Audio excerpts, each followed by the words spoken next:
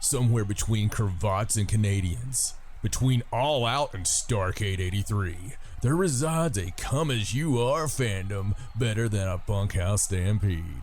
Somewhere between 86 Crockett and modern-day New Japan, between 83 Memphis and some elite golden plans. There's a man who's had so many concussions he thinks CTE is well, he forgot that line. And a girl who makes Effie look just slightly curious from time to time. It's time for John and Raja, or perhaps Raja and John, as they will put over Corny as well as Mr. Tony Khan. We are the future, the present, and the past. You'll never see it coming. It's the Blind Tag Wrestling Podcast! And hello, and welcome to the Blind Tag Wrestling Podcast. I'm your host, John Hawkins, and joined as always by, she dishes more potatoes than Vader. Quit your damn crying, it's your BS that made her. She's well past the point of no return. Get caught in her shade, you're guaranteed to still burn. She wants them to hunt for better finishes on WWE Hidden Treasures. Her dark side of the ring will be called Japanese Young Boy Pleasures. She is the vastly mysterious Raja. Hello. Hello, Raja. What's up? What is up? And I'll tell you what's up. What's up is down, and what's down is up. If you're looking at WWE here recently, man. Black is white, cats fucking dogs. It's the whole, it's the whole spectrum of the end of days. Well, we've been expecting this for a while. Well, you know, the Pentagon went ahead and said, "Hey, we don't know what those UFO things are." So pretty much, they did that on my birthday, by the way. Yes, they did. It was pretty cool. Pretty. It was fitting. A present just for you. Pretty fitting is the name of my new tag team in Memphis in 1986. It's like, well, boys, pretty fitting here. Oh, but man. They got pretty fitty down there, probably. Anyway, we got a bunch of stuff going on, and what we wanted to do with you guys this week, something very exciting. So we're going to talk a little bit news and notes, just a little wee bit of news and notes. Yes. Because there's some things we would be remiss not to talk about. Oh, we'd be remiss. And we'll get that out the way because we're going to give you a little patriotic. That's just what I call it. It's a term of endearment. But for those of you who are Patreon members, sorry about your damn luck, because you're going to get this preview with your Patreon. But it's only because we're fishing in more people, and it's kind of your fault, because as a Patreon member, you need to recruit more Patreon members. We got to have more patrons. That's part of being the street team is. Yeah. I mean, we let you pay good, solid money to be part of our street team, and then you don't do your job. I don't understand it. Don't you know how wrestling works? You pay us to wrestle, and then we give you a hot dog. And concussions for the rest of your life. That's just how it works, folks. So anyway, all joking aside, not really, I'm going to joke like crazy, but you know, I have to say this stuff. All joking aside, we are going to go through some of these news and notes, and then we're going to give you what would be our Patreon, because we've got something really cool going on Patreon. Yes, we do. What do we got going on, Raja? Well, right now we are currently doing a series of watch-alongs, yes, including every single episode of Raw and every single pay-per-view from the year 1997. 1997! Oh, it's so much fun, too. The best year. It was the best year. It was the best year ever. And you'll find out the reasons why as we watch it together. Yes. Now, we've only done January 6, 1997 so far, so you're not far behind. Nope. You can become a Patreon member, and you can go ahead and go back after this one if you want to do them out of order, or you can just stop right now, join Patreon, listen to January 6, 1997, lay up in your bed or wherever you want to. You probably want to be in your bed if you're listening to us, you know, because you get a little bit of wrestling, get a little gimmicking, whatever you want to do. And P. Diddy, but we'll watch that together because we're there with you. Yes. We're there with you. We're magical, and we're able to be there with you. And then you can listen right back to here where we're at. So I'm going to stop real quick. Okay, how was that? See, you liked it, January 6, 1997 episode? Wasn't cool. that fun? It was so much fun. It was so much fun. Now we'll be getting to that January 13th, 1997 episode, or episode 2 for those playing at home. And we will be doing that after we get through some things going on in the wrestling world. Boy, howdy. So, has anything been going on in the wrestling world here recently? Huh. Let me think about that. I mean, anything that we wouldn't have seen on, a website, a certain website that blindtagwrestling.com. I mean, of course, we wouldn't have seen it on there because somebody decided to change the way they're going to do it. I'm sorry. So it's going to be sorry to just change things on you guys. More article driven. Boy, she wasn't kidding when she said blind tag. Let's call it blind tag wrestling because they never see a blind tag coming. Because it's like a play on a blind bag, Yeah, and we just change it on the fly without telling the producer of the show, things like that.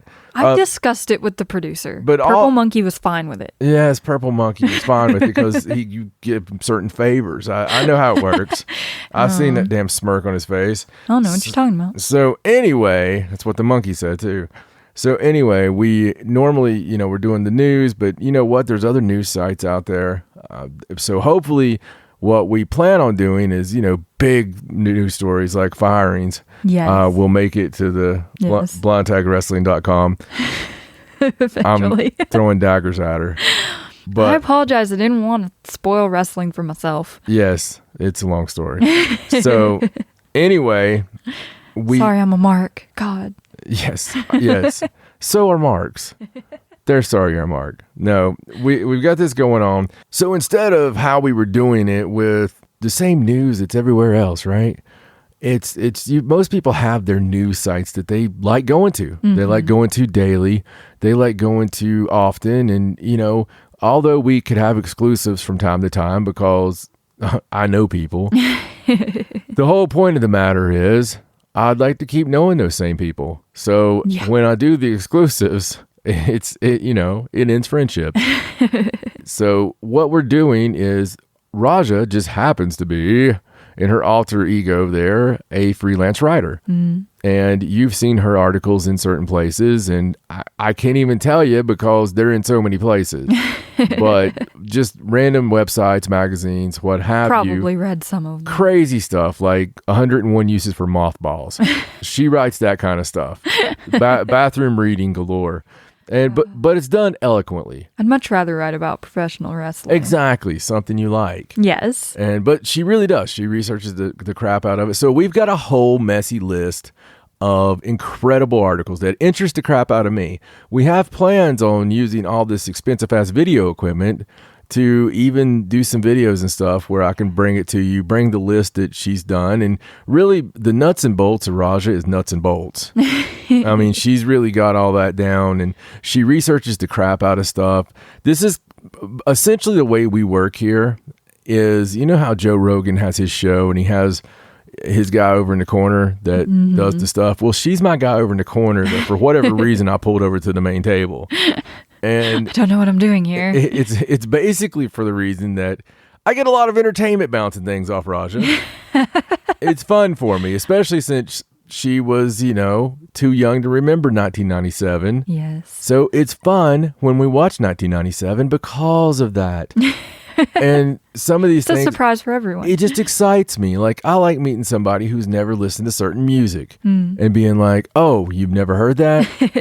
It gives me an excuse to listen to it all again. You like introducing people to things. Plus, she has a different perspective, right? So I've got the perspective coming from Four Horsemen. Mm-hmm. She has a perspective coming from, something more recent, like the Bullet Club. Yes. There you go. So it's that difference. And that difference makes it nice. That difference makes it beautiful because we both respect everything. Yeah. And with that said, I think you get a nice dynamic. We try not to shit on anything unless that thing already has a turd hanging out. Unless it warrants it. Yeah, I mean, if it's sitting there prairie dogging. If it's in the shape of a toilet bowl, I mean. Exactly. And speaking of that, listen, keep up with blindtagwrestling.com, but also follow our socials. All right, BT Wrestling Pod is the way to find it everywhere. That's BT Wrestling Pod. And it's real easy to find. We're on Facebook at facebook.com/BT Wrestling Pod. We're on Twitter. Guess what it is, Raja? At BT Wrestling Pod? I think Instagram, hot damn, is... BT Wrestling Pod. It is. It really is. And guess what else is? What? Patreon. Oh. Patreon.com/BT Wrestling Pod. So you mean Patreon, the thing where people can give us a little bit of money to keep doing the show. Yeah. And watch along with us. Exactly. Get nudes when you get to a certain level. No, I mean, they send us nudes when they get to a certain level. It's just one of those. Part of their payment. We require it. Oh. That way we can be for sure you're going to pay next month. Just depending, right? So. Goodness. You're not supposed to tell them that unless they become a patron. Oh, yeah. Okay. Anyway. And listen, if my nudes like make you go up to a certain level, just give me a little private message, and we'll see what we can do there. I have been in wrestling now. This is a big deal. Do you know when my debut was? It was on your birthday, wasn't it? Well, yes, it was on my birthday. It was on my birthday of the year 2000. Oh. Yeah, so 2000. It was actually the day before my birthday, but it sounds more cool to say my birthday. And in fact, it was the week before my birthday when I did the run-in. But we don't have to get all technical like that. My first official match was June 24th of 2000. We just passed this milestone. Yes, we did. And my first official match, I won. And my second official match on my birthday was magnificent because that's the one where I almost killed the dude. Because dude hit me with a freaking stop sign from behind. Oh, man. And he deserved it. Hung him in the ropes. And if it had been for fast-thinking individuals, he would have died because I wanted him to die. And I'm much more professional these days. But, the next week coming up here, this coming weekend, I won with a small package. And then the second night, I won again with an X Factor. Wow! So you're on a roll. Yeah, I'm getting to something here. So the very next week, I was feeling my oats, and I did what I always called a modest, but people call it a kryptonite crunch. So I did that off the second rope, and that dude's not in wrestling anymore. That guy crunched. I found his kryptonite. So I got way safer after that. Oh, man. And we went through a lot of fun. I went through a lot of death matches that first year, including a barefoot thumbtack match. Ow. Yeah, that was the stipulation. No, thank you. Weapons lit on fire match, where you could use a plethora of weapons. The only way you could use them, though, is if they were on fire. If they were first set on fire. And that match, which happened in September of that year, was where I got my affinity for setting my hand on fire, creating the Hand of God gimmick. I see. Yes, which nobody took until Juice Robinson this past year, which hopefully that's gone. I mean, him doing that gimmick, I don't know. He don't light his hand on fire. No. Did you see what they did in Noah this past weekend? I did not. Okay, dude fucking lit his boot on fire. Oh, God. And did a face kick. I'm kind of pissed about it. I'm happy and mad at the same time. Well, at least people are still using fire. Yeah. And we can be happy about that. We're going to talk about right now, before we get into all this other goodness, Innovate Wrestling. Okay? Innovate Wrestling has announced the card. Well, the main event has been signed. And they're awaiting John Hawkins, that's me, the response. So I'm going to give you a little bit of goodies about Innovate Wrestling real quick. Oh, no.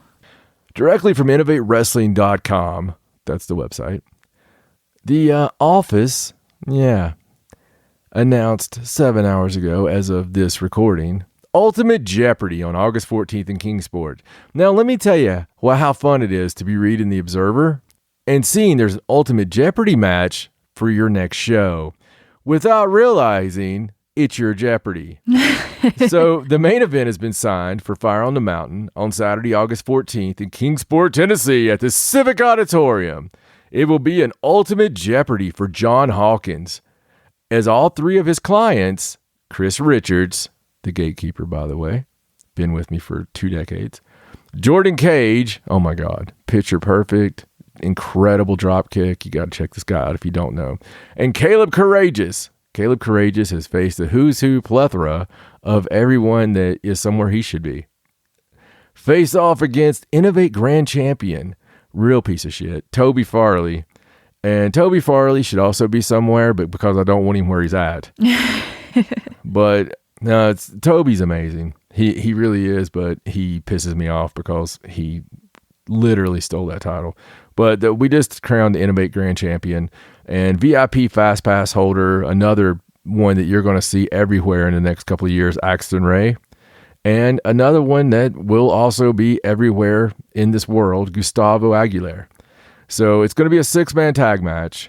And if John Hawkins Promotions wins, or JHP as the fans used to chant, the winner of the fall will receive the next championship match against Toby Farley. But if Farley's team wins, John Hawkins must leave Innovate Wrestling. A few weeks ago, John Hawkins asked Toby Farley to pick any member of JHP to put the title on the line against. Before Farley could respond, Innovate Wrestling promoter and super piece of shit, Tony Givens, stated that no member of John Hawkins Promotions was currently in the contender's ring, meaning that none of them could be granted a title shot. Farley did not want to back down from this challenge. Damn these guys and their pride. And was willing to take on all 3 men, with or without the title. I don't think that Tony Gibbons understood what he meant by I'll take on 3 men. The Innovate Wrestling office came up with a way to settle this issue and signed the Ultimate Jeopardy match for Fire on the Mountain. The high-stakes match will have both future championship opportunities and careers on the line. Only one career, pal. Anything can happen. You don't want to miss this. So this thing goes out, and of course, you can get your tickets at oh my God, that's an address. So you can get your tickets by going to innovatewrestling.com and looking at that article. But you're going to want to get tickets if you're anywhere near East Tennessee. You need to come to our event. Okay, you can go to High Spots. You can watch our last event. You can watch the event before that. You can watch most of our events there. But I would watch the last 2 events leading into this because it's the best story in the indies right now. Really good stuff. And we've been working our way up, JHP versus Toby on this. And of course, he got the Innovate Grand Championship. Nobody expected that. It was Chris Richards' belt all the way. Mm-hmm. And Chris has really been cornerstone is what I call him, but he is a gatekeeper there. He's been with the company since day one. And the guy's 6'7", just, the best shape of his life. Still, because he started when he was like 10. So he's still young as can be. And, he's really got everything it takes. And I've been with that company since 2005. And that's when I first got JHP together, my group, and we've had our ups and our downs, and a lot of people come through JHP throughout the course of the time period. A lot of people you would probably know. And, there's been some incredible matches through that time. This is going to be the biggest one. This is the biggest high stakes match because, listen, this is my home. I consider Innovate Wrestling my place. I consider it as much mine as it is anybody who has a stake in it because my face has been on that poster at the very top of the page for a very long time. And being that I just passed my anniversary in pro wrestling, and to think that all the years I've been in, 21 years, that minus 5 of those, the rest of it's been with Innovate Wrestling. Mm-hmm. And of course, we've done West Virginia, we've done Atlanta, we've done all these places. But Innovate Wrestling is my home. And, it's just one of those things that you don't normally see an indie stick around like that. Especially at the time, back in 2005, we had the weekly TVs every Saturday at noon. Sometimes it was Saturday at 11 a.m., whatever. But that went on for years and years and years until TV was no longer relevant. So it went to internet television.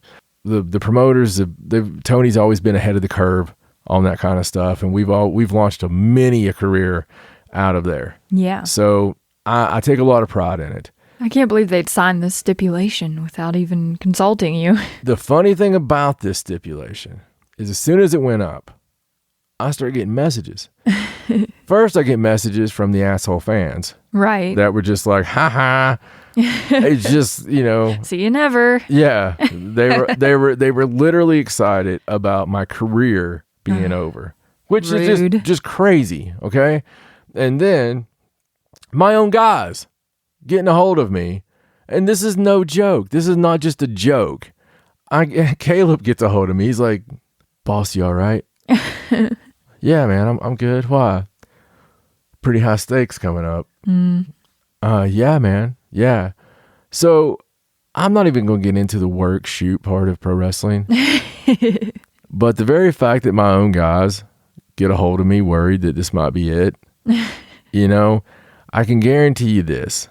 This is something I put on Twitter earlier, on the John Hawkins Twitter, and I thought it was good. Okay, I think you guys will appreciate this. So on the John Hawkins Twitter, which is at JHP Truth, that's when I spew. Ultimate Jeopardy? Okay, my answer is he ironically sent 3 wrestlers and a manager to hell on a show with fire in the title when they backed him in a corner, and I'll risk all my winnings on that one. Hashtag who is John Hawkins in Jeopardy. Okay. Keep up, folks. Keep up.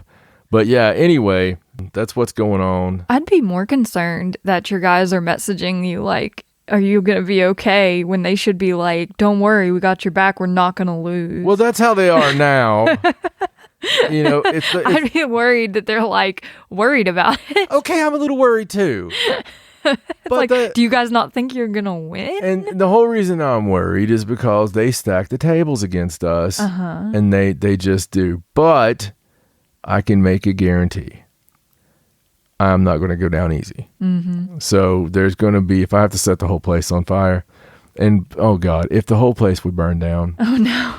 They're gonna look back at this. But I just wanted to get that. Listen, innovatewrestling.com, that's the place. I don't usually start off with our stuff, but I had to this time just because Ultimate Jeopardy, man. It's important. It don't get more than Ultimate or Jeopardy. So And when is that show? And that takes place again August 14th, Kingsport Civic Auditorium in gloriously smelly Kingsport, Tennessee. So come on down.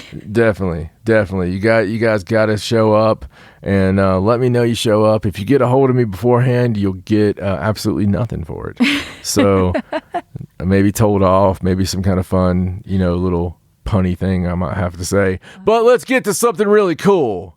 Let's get to something exciting. Let's get to WWE. Oh, I thought you were going somewhere else with that. All right, WWE. So what happened to WWE? Anything newsworthy happen here recently? Oh, same old, letting people go. Yeah, but, before that, wasn't there this beautiful thing where a writer from WWE got on a podcast? And she happened to just, say, well, I don't really know anything about wrestling. It didn't require me to know wrestling. There's a guy... he's the champion. His name's Bobby Ashley or Bobby Lashley or something like that. I should really know these things. Oh, I think he's called The Hurt Business. So a little behind the scenes here. We started doing our new episode last week. And when we were doing it, we started with that. Yes. And I had a little diatribe on it. So I'm so glad that didn't go up. Because the very next day... she is no longer with the company. Yeah, wonder why. And I would have felt bad. Really, not really. No. For that, but we did have some departures. Yes, we did. Very, very big time departures, really. And it's crazy because you got to wonder: is it because they were locking down all the talent early on, like when AEW was starting? And they're just now like, whoa, we need to make this look better on paper? Or is it the fact that Nick Khan is actually looking at people they're not utilizing? And, if you look at it as a positive, these folks are going to, it's like restocking the pond. Right.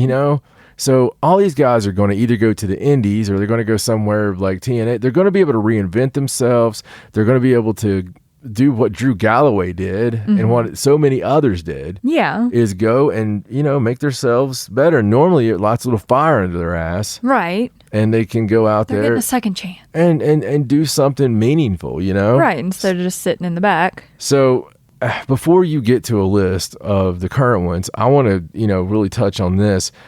Back in April, we had obviously Samoa Joe, Chelsea Green, Peyton Royce and Billy Kay, Mickey James, Tucker, Kalisto, Wesley Blake, Bo Dallas, and Mojo Rawley released. Yes. Now, out of those, of course, Samoa Joe has been brought back with NXT. Chelsea Green still is a head scratcher because they're still putting out her figures. And they're not even out yet. Like, they've got, today I saw, the new Elites. Right. Coming out with her.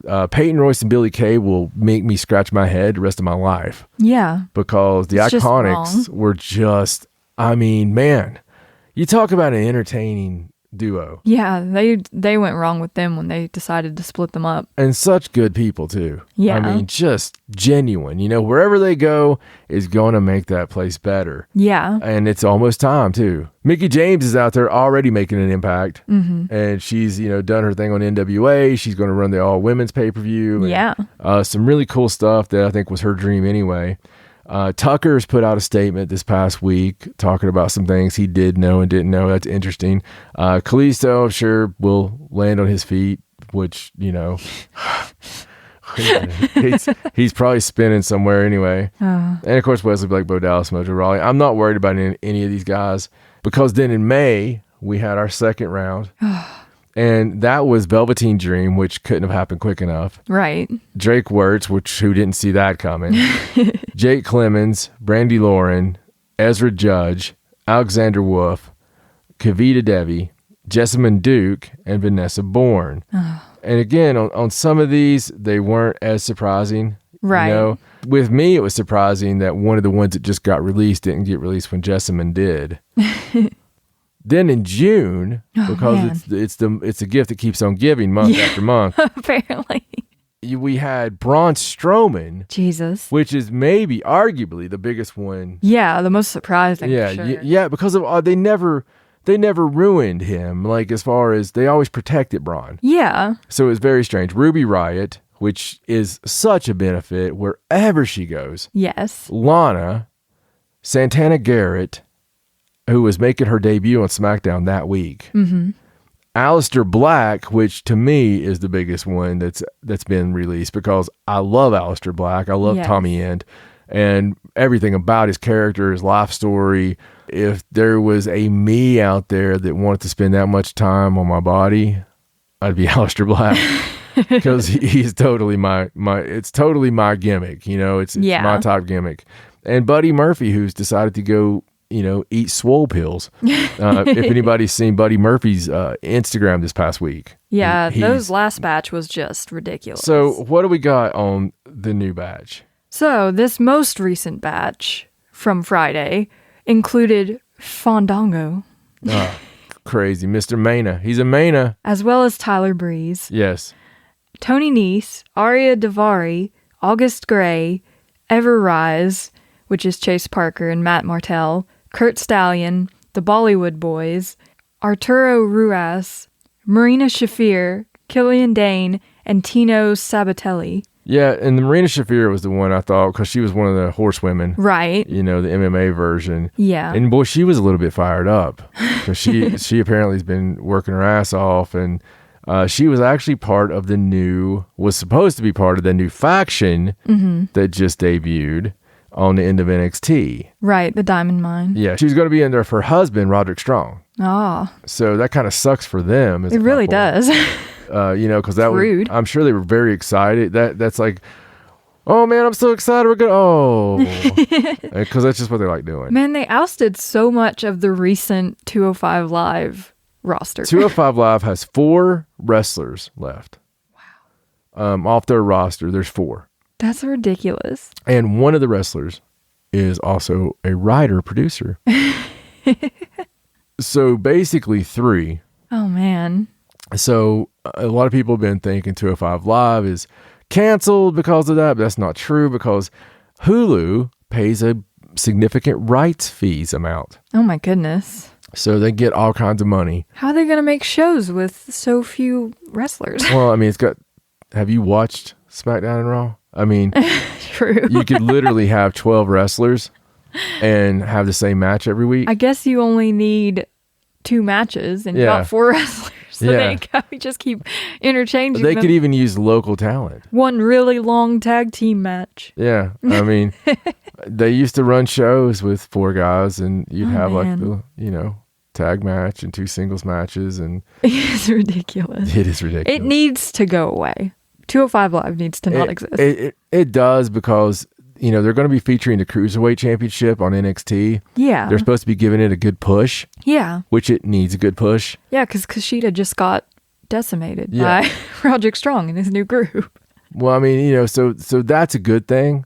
I'm just saying there could be positives to this. I know every spin on it has been negative. Mm-hmm. Anytime there's releases, anytime you have to part with people, it's going to be met with some negative reaction just because that's, people are losing their jobs, right? Right. But it's not necessarily bad news. WWE has reportedly been very easy to work with as far as non-competes and such things with the guys. And even in some cases, like Samoa Joe, they've been brought back because they realized, hey, that wasn't the best idea. I'm not baby facing for WWE whatsoever. But I'm also saying, all these people that were talked about, the lack of talent in the indies and all this stuff, it's not like we're not going to see these people. Yeah, like for some of these guys, as we've seen over and over again, this could be the best thing for them. Well, yeah, they haven't been working. Yeah, they could come out and just be incredible somewhere else. I mean, for real, with the exception of 3 or 4 people, how much have you seen these people?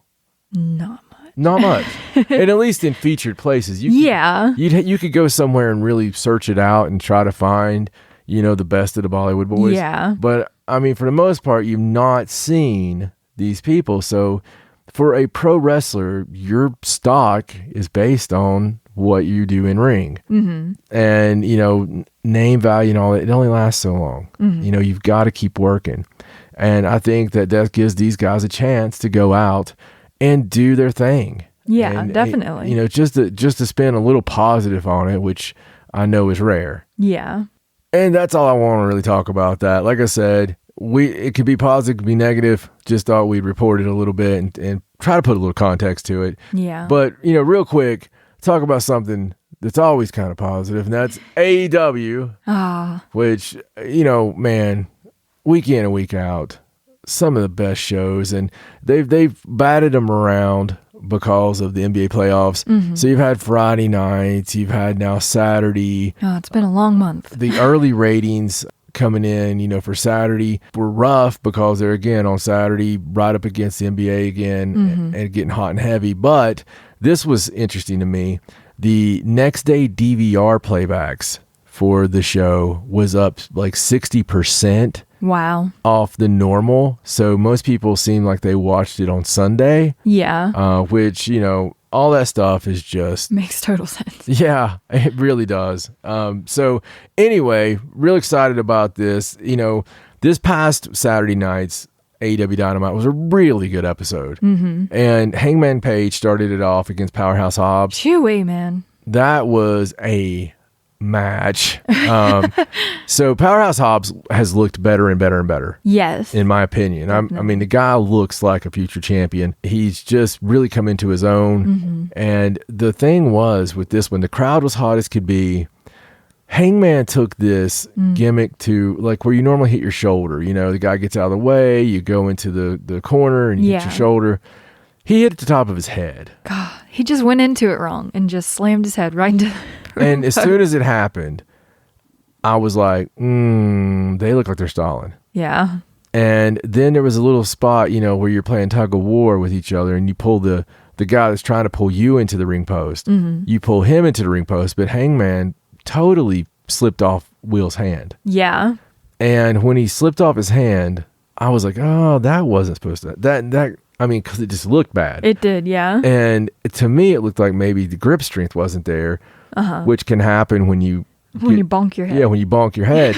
About that time, we see the blood coming from the top of his head. Man. He was turning into a ginger. Yeah, I mean, it was a bad gaffe, and it really was. It was. So I don't know any kind of status update with him. I'm sure he's fine, but it looked like he was concussed. Yeah, it took him quite a while to get back into it, if he even got back into it all the way. And normally these things you may not see a news story on them, but I remember when Trent landed on top of his head not so long ago. Yes. We were like, that looked ugly. Yes. Nobody said anything. He finishes the match, and guess who just had fusion surgery on their neck? Yeah. So, Poor guy. that sucks because, we love best friends, but get well soon, Trent. Yeah. I mean, I'll say Hope that everything much. goes well. The Hangman Page Powerhouse Hobbs match, regardless of what happened, it did turn out really good. I mean, it did what it needed to do. Both guys looked pretty strong. One of the interesting pieces to it is Ricky Starks and Hook came out toward the end of the match. They had the FTW title with them, and they were going to interrupt the match, but Brian Cage ran interference, sent them packing. Distraction allowed Hobbs to hit the big spine buster. And let me say, Will Hobbs' spine buster is freaking beautiful. It really is. It looks painful. And in a world of false finishes that you don't believe, because of the interference and then because of the injury, and when he hit that spine buster, brother, I thought... Yeah, that was it. Yeah, I thought that was a 3. But that didn't happen. They traded some elbows. Ends up...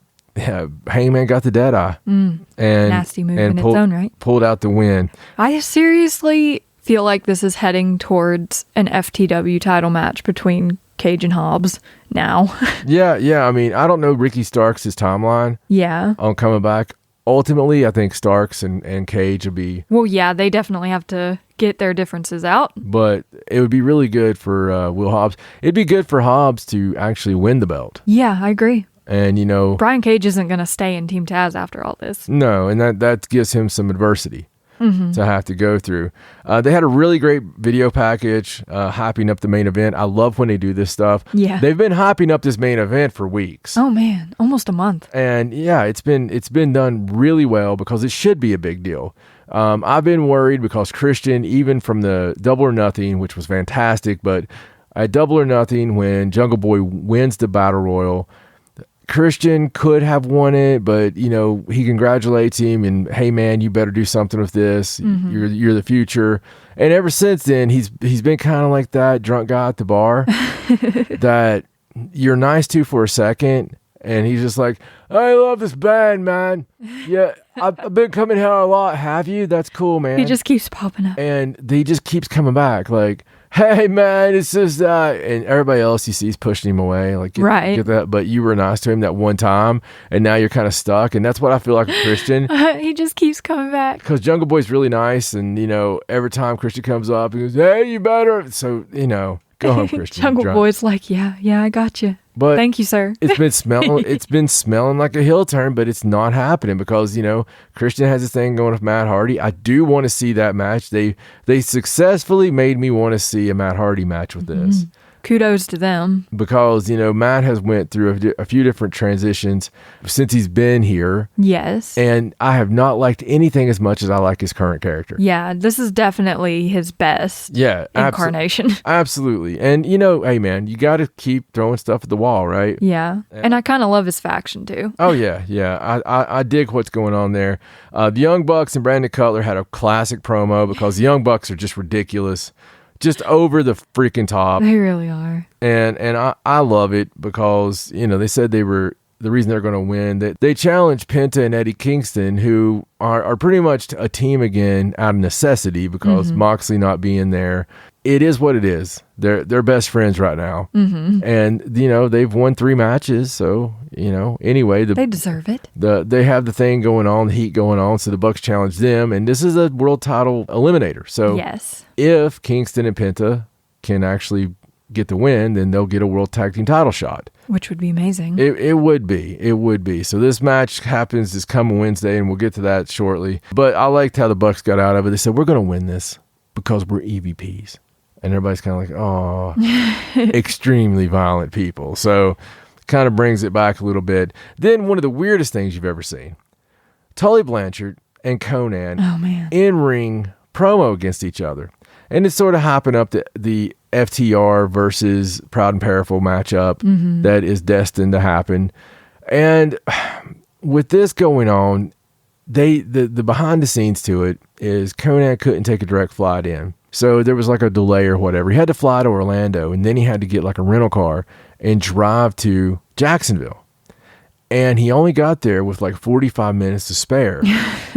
And there was no time to really go over anything. Right. And of course, a lot of times they don't anyway. You know, you just get the finer points. And boy, howdy, did this feel like a shoot. Conan just went for it. Not only was he talking about, you know, people of color getting incarcerated 5 times the rate of their fellas there. Right. But it's just some stuff you can't imagine someone going over beforehand. Right. You know, such as you need to get to learn Spanish because so you can talk to your grandkids someday. Oh, God. Just some real jabs at Tully. And at one point, Tully's like, "You're done." And Conan's like, "No, I'm not done." So try to make me. They did the big hoodwink on it because Conan's like, "I expected you to try some stuff," because Tully said, "I can bring my boys out here." Right. And he said, "I got my boys." And then the music played and out comes, you know, Proud and Powerful. But dude, as soon as I saw him, Like, that's not Proud and Powerful. that's FTR, because they both walk like someone shoved a stick really far up their asses. Just because it's hard to walk with all that muscle. Yeah. And, you know, all that stuff going on. That North Carolina swag. Yes. You know, so they walk out. The beatdown ensues. You pile drive poor Conan. Oh, God, that looks so horrible. And Conan, you know, I think a lot of people may have noticed the thing growing in the middle of his tummy. Right. I can't just not mention. I know. It's like that moment in Austin Powers. The mole. Yeah, mole. Because I expected this thing to go, you know, Arriba La Raza, you know, like, what the fuck? What is that? But anyway, it was still another beatdown from this team, this group. They also took out Proud and Powerful to do it. Yes, so yes. that's gonna be bad. Who were in the back. And but then we got Vicky Guerrero. Oh, jeez. So Vicky Guerrero comes out with a little bit of excuse me going on, which makes me, you know, want to punch a baby in the face every time I hear it. But she brings out Andrade El Idolo, and he was about to tell a big announcement when fucking Tofu comes out. Oh, and interrupts. And ruins it for me. Oh, God. We're so mad. But, and that was Matt Sydal, obviously, with Mike Sydal. Yes. You know, there has to be just all this stuff. Anyway, so this match, I wouldn't have expected much. It was Matt Sydal against Dante Martin of Top Flight. But something happened near the first of the match. And the only way I can really describe it is the way it felt to me. Dante seemed very nervous. Yes. Okay. He wasn't doing his normal sure-footedness. And Matt Sydal was laying it in. I mean, he was like laying it in. So Dante kind of laid it back in, and this match ended up being really fucking good. The crowd was giving the "This Is Awesome" chants. You know, it was a good atmosphere. It was a really good, solid match. Maybe he was just trying to piss him off enough that he would stop being nervous. Yeah, I mean, it was good stuff, and of course, Sydal hit the lightning spiral and got the win. You know, so they go back to Jungle Boy, and Jungle Boy was going to talk about tonight. All I can think about is Christian. And then Christian Cage walks up because Jungle Boy says, "It's going to be the biggest night of my life." Yeah, it's going to be the biggest night of your life. I got a beer right here. Instead of letting him talk about it, he's like, "Hey, kid." Yeah. He said Jungle Boy shouldn't just be happy to be here. He should be a little bit pissed off because of what Omega's been saying. He told Jungle Boy to shock the fans again and win the title tonight. So then we switch off to Jade Cargill's boobs. Oh, man. And they were just right there for us. And My goodness. Smart Mark was there as well. advertising the Jade brand, Shop AEW promo, which really wasn't all that great. It was 10% off. Only her t-shirts. Yeah, only her. And Cargill ripped up a Dark Order shirt and said she was that bitch. So MJF, Wardlow, Sean Spears were there with Alex Marvez. MJF did a big promo on that. Didn't understand why people are upset about him attacking Dean Malenko. He's an old guy with a bad heart and Parkinson's. That's why, MJF. That's why people are upset. So this was all Jericho could take. Jericho ran in with Hagar, and they had a brawl. They brought all the way to the ring. Pinnacle took control. MJF and Spears set up to destroy Jericho's arm with a chair. Looked like it was really going to happen, but then Guevara's music kind of hit. It was a Guevara. And then everyone died. Yeah, the fans went crazy. And again, this goes on to, with the fans chanting Sammy, this goes on to the deal with Sammy being pushed as a main event player. Yes. And, which he deserves. He said, MJF, I'm the best ever, and you know it. So then we got to my favorite heel gimmick going on right now. So Miro, who went through his other stages, he got to the killer, and we're all happy. Hey, Miro's a killer again, right? Right. But then, for the love of God, literally, Miro on one interview talked about, something I like to thank God or whatever. Mm-hmm. And he comes off like the most scariest thing in the world because of his love for Jesus. I mean, it just makes him scary. He's such a fanatic the way he comes off with it that it's actually horrifying. Like, yes. He should wear a Knights Templar outfit. And it's just something about it makes him that much more psychotic. It's because he's got that vibe, like, if he believes he's doing the right thing, nothing's going to stop him. Exactly. And you're worried about what he thinks is the right thing to do. And he also says some of the best things. Like, every time Miro talks, I would have never, when we were watching this, I was like, if you'd have told me that I was going to consider Miro's promos amongst the best, I would have slapped you in the face with a fish. Yes. But it's like what he says. Mm-hmm. It's not the quantity, it's the quality. Yes. His ending lines are always fantastic. Yeah. He thanks God for his power and for keeping his wife flexible. He addressed Brian Pillman Jr., who, if you watched that last week, Brian Pillman Jr. looked like he literally wanted to take Miro's head off. Yes. And I loved it. Like, he showed a lot of babyface fire, even though we all know he's going to get murdered. Mm-hmm. He's going to get murdered. Yes. But it gives you that little glimmer of fire. I mean, like, this can be good. Yeah. So he said that standing between the righteous man and his path is like standing between the cleaver and its meat. Next week, you'll find out why Miro is God's favorite champion. The bravest thing he's ever done in his life was thinking about attacking Miro. The stupidest thing was actually doing it. I mean, that's some good shit. It is. We then had a match with Ethan Page with Scorpio Sky against Bear Bronson, Bear Boulder. The big story to this was after the match. Ethan wins, and then he challenges Darby Allin to a coffin match. July 7th, I believe, is the date for Miami. Yes. And, so they're going to have a big coffin match. Woo. Yeah. I mean, it's cool. You're inviting Darby into his home turf. Yeah. Why? So, good stuff. Britt Baker in the back with Rebel and lists the things they'd ask for if Tony Khan owed him a favor, because, Vicky Guerrero had said she had a favor that Tony Khan owed her, and it was to have this match, a tag match setting up for Wednesday Night Dynamite. And the thing about it is, I smell something rotten in Denmark. I know you do. I really think there's going to be a debut. Hopefully. Bait and switch. Hopefully, I get to see somebody that knows Aleister Black very well. And I'm going to leave it there. We'll see what happens. Another of the community. Very excited, but regardless, DMD did her thing. Yes. We then switch up, and one of your favorites, Chris Statlander, one of my favorites too, with Orange Cassidy, defeated the Bunny with the Blade. Really good, solid match. Honestly, Bunny looked really good. She did. She held her own. The after the match was where it got kind of crazy. Oh man! Even when the attack happened, okay, so Chris wins the match, and again, it was a good match.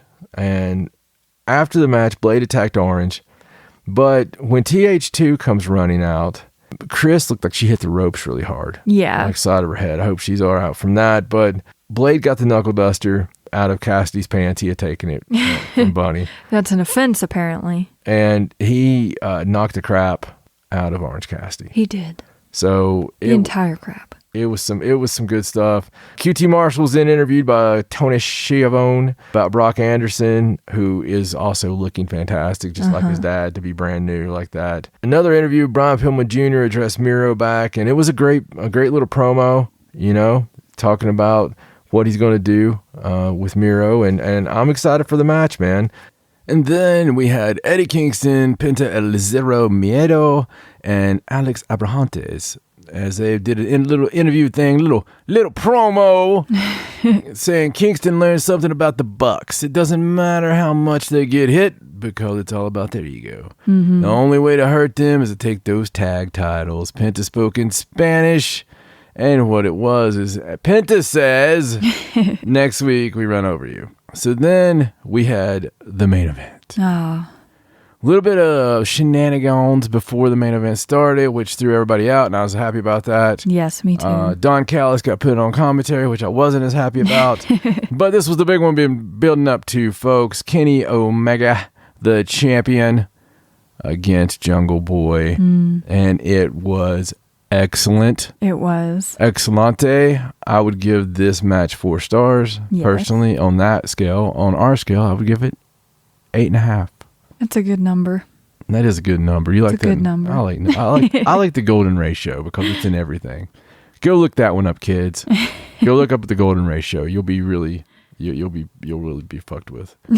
So anyway, this has been one of the best Dynamite matches of the year. Yes, I agree. In the opinion of me and many others. But Jungle Boy was super over. My God. Incredibly over.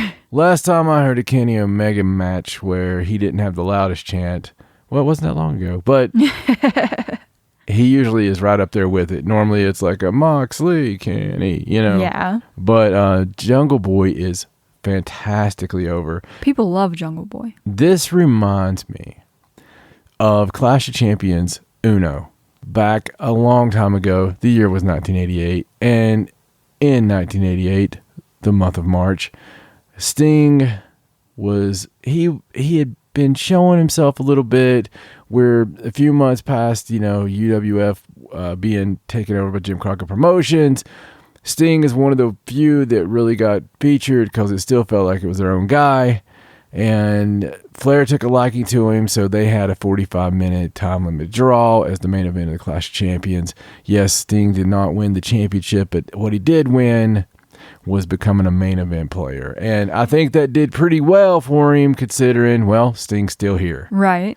And this is what it felt like to me was Kenny Omega. It wasn't about who won or lost in this one, because the real winner in this is Jungle Boy's career. Yes, definitely. It started off with some chain wrestling. Omega took Jungle Boy down by his hair. That was a big part of this. Omega laid in some strikes in the corner. Jungle Boy turned the tables, did the same. Jungle Boy went for a step-up arm drag. Omega caught him. Jungle Boy fought out and hit a springboard arm drag and then a drop kick, sent Omega to the floor. Omega stopped the dive by getting in the fetal position and pulled Jungle Boy out of the ring, sent him into the barricade. He continued to beat down throughout the commercial break, fans. During the break, Omega sent Jungle Boy into the crowd and waited for a count out. Jungle Boy made it back in time. Jungle Boy avoided "You Can't Escape," but Omega got the knees on a senton attempt and hit a backbreaker for 2 counts. The champ laid in chops, but Jungle Boy fought out and hit a brain buster. Omega spilled to the outside where Jungle Boy hit 2 suicide dives. Jungle Boy hit his floating DDT, but Omega rolled to the floor where Jungle Boy hit a Tope Con Hero.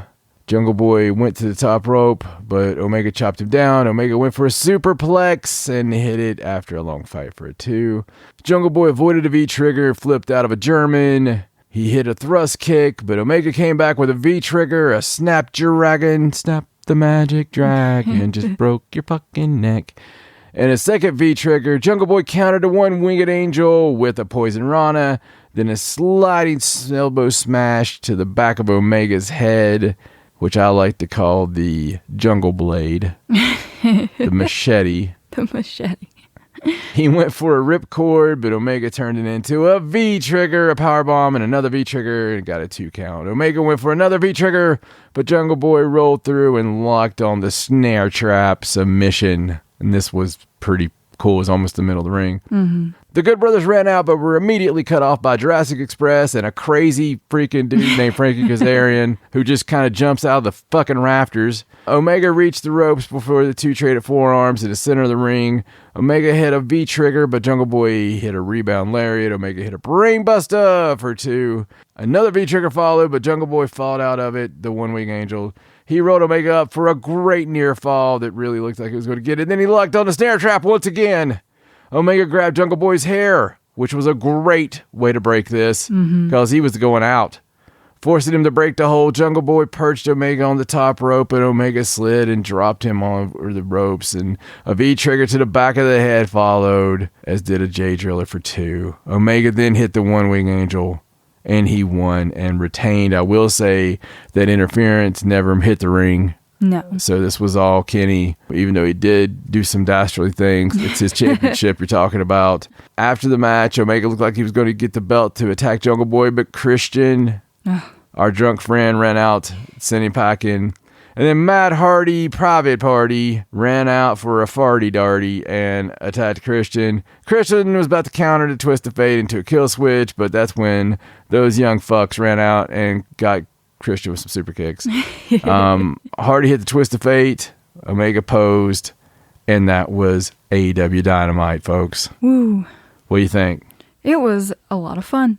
Really, really good stuff. That main event. I thought the main event had a lot of hallmarks of a Japanese type match. Yeah. I was very happy with it. Yeah, it really did. It really did. It was very, very Japanese. Jungle Boy. But I want to hear the Japanese fans singing his song. Yeah, I do too. Of course, right now they'd have to do the... Right. They'd have to clap along too. Yeah, they have to clap the song. But I thought it was a really good deal. I thought it set up a lot of good things. And oddly enough, it was almost like it was setting up this Wednesday night as a big deal. It is a big deal. Even though there's no name for the show, No. like anything like that, it just set it up like it was a big deal. Well, the big deal would be that it's the last show at Daly's place. After 14 months. Yeah. Wow. Yeah, we've put in a lot of time in this place. We have. It feels like home. Yeah. And we're about to leave for God knows how long. And, I was there. I got to enjoy being a little correspondent there for some fun. And I'm going to be there for this one. Yes. So I'm going to be down there front row. You guys see a sexy ass bald man in the front row. That would be me. I will be sitting. It's not really the way they do the cameras now. They're looking at those stands, on the stage. Right. But over to the right of that, I'm going to be front row right there. There you go. I'm going to be sitting over beside Justin. Ah. So I'll be right. You'll definitely get on there. Yeah, I'll be right beside Justin. And that way I could strangle the bastard when if John Moxley happens to be there and I hear him go, John, I'm going to kill him. You'll know because you'll hear, Jesus. John Moxley, folks. Goodness. That'll be it. And then security and me will take Right, yes, of course. That'll be the end. But hey, I get to talk to Tony Khan at that point. There you go. So, but I just wanted to show, man. So you get to see some pretty incredible things. Hey, listen, if any of my friends, quote unquote, traitorous bastards, happen to be back there for doing Dizark or anything, and you're listening to this show, I'm out there. I'm out there. Be nice. Do the thing. Do the thing. Tell somebody that I do a better promo than you. And I want you to meet my friend. let me do the Abdullah for me. Make it like Abby, where Abby's like, I do a promo right here, right in the middle of all these people. Just do it right here. Oh, goodness. and I'll do it. Yes, you will. And I'll win. You totally will. I'll become Abdullah's manager again. All right. So what do we got? What do I get to see front row? So far for Wednesday, we have signed Britt Baker and Rebel versus Nyla Rose and Vicky Guerrero. That's going to be which is going to change in your mind. Change in my mind. We have the TNT title match between Miro and Brian Pillman Jr., Mm-hmm. which is going to be a lot of fun. An AEW World Tag Team Eliminator match. Eddie Kingston and Penta L0M getting their shot against the Young Bucks. Yes. And if they win, they get a title match. And then MJF versus Sammy Guevara. Wow. So that's a lot of cool stuff to see live. It really is, pal. Hopefully I get to see Ty Conti. Because I'm sure you will. I just need to see at Ty some Conti. point. I just need to see Ty Conti. She needs to see me. There you go. Because Ty Conti's going to go, ay caramba. You also get Chris Jericho on commentary. Well, Chris Jericho's not going to go, ay caramba. Well, he might. I'll take it however I can get it. So I'm going to be your rat, folks. There you go. You guys want a rat? I'll be your rat. Oh my goodness. I'll be your rat. You will never forget the night. You'll never forget the name of John Hawkins. All right, so. You mean Gion? No, I don't mean jizz on. I mean, I'm going to jizz on him. All right, so now this is the time for. Listen, this is it. This is what you came for. This is the main event, if you will. Is it time to hop into our time machine? If you will. Yes, we're going to hop in our broken down DeLorean and we're going back to 1997. Yay. Little slice of heaven. Oh, yeah. And we're going to watch some Monday Night Raw when it was still good. Episode deuce of 1997. So get and fire up your cock and your Peacock. Fire up your Peacock network gimmick. If you're not in the United States, you still got WWE Network and you suck assholes. Yes, you do. And so get on there. Let's get the Monday Night Raw section, Monday Night Raw, and look at season 5 because they do it weird like that. And that would be 1997. It's going to be January 13th, 1997, season 5, episode 2. It's 48 minutes of Wonderfust. Yes. And we are going to give you a little County Maru. All right, so we're going to give you a little countdown here to get it started. And that'll be, and you'll be able to hear where we're at here at the first. Be a 5 and a 4 and a 3 and a 2 and a 1. Psycho Sid's dastardly attack on the 19-year-old son of Jose Lothario. His dastardly attack on the English language. The entire Lothario family. But tonight, Shawn Michaels joins us live and kicking from San Antonio, Texas. Bet he's kicking. The site of this Sunday's Royal Oh, joy. He's crushing up pills right there. Hitman Hart set his sights Oh, on winning the the Royal man. Rumble matchup this Sunday. Yes. But Stone Cold Steve Austin's crazed obsession with the Hitman led to yet another assault just yesterday on WWF Superstars. It's the last time something meaningful happened on Superstars. Find out tonight, right here on Monday. Oh, let's listen to this beauty.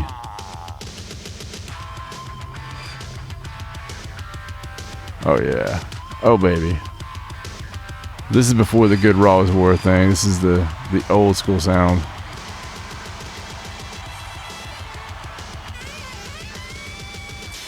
Nice little super kick right there. I see a little King. Oh, there's Triple H, Hunter Hearst Helmsley. Yes. See what's happening here. Yes, indeed, we've got Jerry the King Lawler, Hunter Hearst Helmsley. We're about ready to have a go with Goldust and the Wild Man. Vince McMahon here along with the Honky Tonk Man, and things are heating up here in the World Wrestling Federation. This Sunday night, the Royal Rumble, and the Honky Tonk Man knows all about the Royal Rumble. Yeah, going right into the Rumble here. You got Honky out there commentating a match with his cousin Jerry Lawler in the match. And, of course, Hunter Hearst Helmsley. Yes. Good old 1997. 1 week after he tried to steal Goldust's woman. Oh, goodness, yes. It's, Literally steal her. let's see, who do we got coming out here? Is it Wild Man Mark Marrow? I can tell you this, Oh, yeah. the Wild Man is certainly on the Honky Tonk Man's list, even though he's an ex-champion.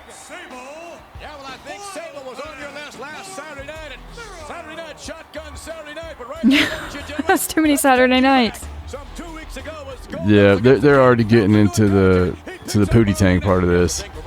Blocked there by the Wild Man, and look, unbelievable Goldust, Wild Man, and Marlena. Oh, Mark Marrow, his biggest mistake ever. Bringing his old lady to wrestling. right now, it's Wild Wow. Man Mark Wow. Getting ready to lock up with Goldust. What kind of tag team coordination can Looks like a death match. out of these two? He's kind of getting crap burned out It's of an him. exploding ring. The young lady who, she was only asking for my phone number, and I went by there to tell her what my number was. Yep. Well, I think Wildman has the number of Sable, and there was a little argument, a little discussion going on, if you would, between those two. We'll see that a little bit later on. But right now, here comes the bizarre one. And no doubt we know what he's not. No, he's not the bizarre one. He's the fantastic one. Yes, he is. Dustin Rhodes. Still fantastic to He this day. is. He is. Arguably looks better now. He really does. At least he's not completely gold. No, he's just a wee bit gold. Oh, they weren't very happy. Just kidding, Ryan. Is that right? They don't look very happy. It looks. They look upset. That's some awesome selling by Triple H. Yeah. It's the last time he sold punches. It's good stuff though. Oh, goodness.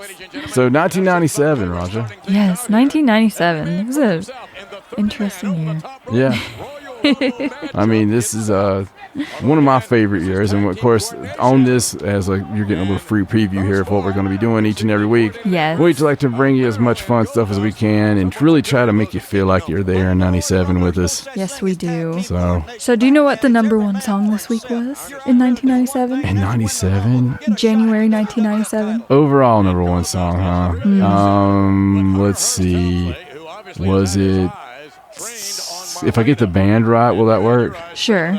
Was it Third Eye Blonde? No.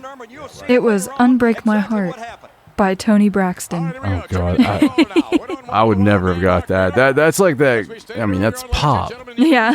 I People forgot. like what they like. I forgot how that shit works. All right. It means popular for a reason. Yeah. That's what it means. It means ball it out. Oh, goodness. No, I had no idea what that was. Oh, man. I would guess I would know the movie. The movie though. I bet the number one movie was Titanic. No. No? The number one movie was Beverly Hills Ninja Dear God. in this particular week. That's why wrestling was so good. I Yes. think I'm a year late on Titanic. Titanic, I think mine started in the summer of '97 and then played for like a year. Right. I've never seen it, Me either. so I I don't really have an interest in seeing it It's either. the whole joke of you already know how it ends. Yeah. So Lawler's the best, man. Jerry Lawler is one of the best workers of all time, and by workers I mean worker.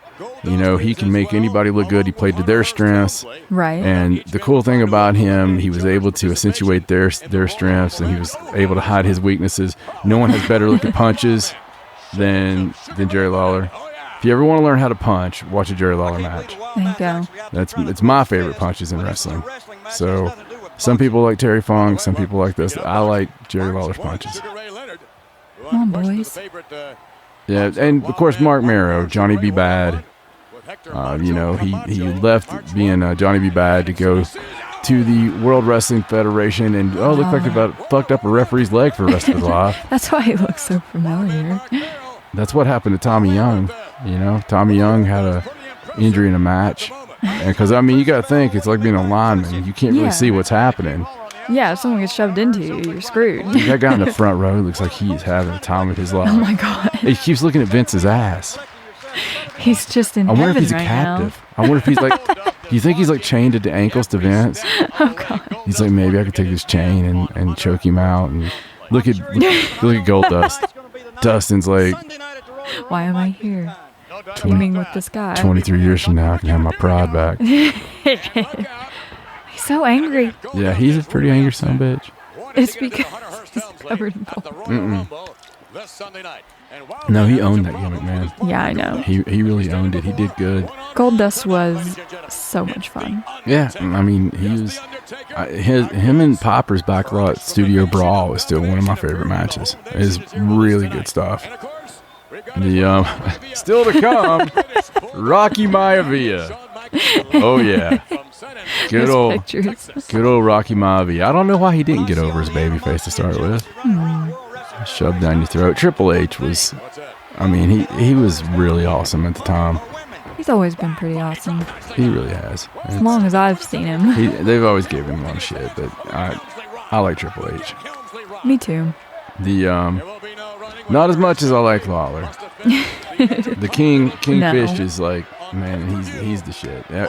If you guys have never watched Old Memphis, then number one, I don't know what you're doing listening to this, but it's readily available. You can find it. You need to go watch as much Memphis as you can. Go back as long as you can. Go back to the 70s and watch Jerry.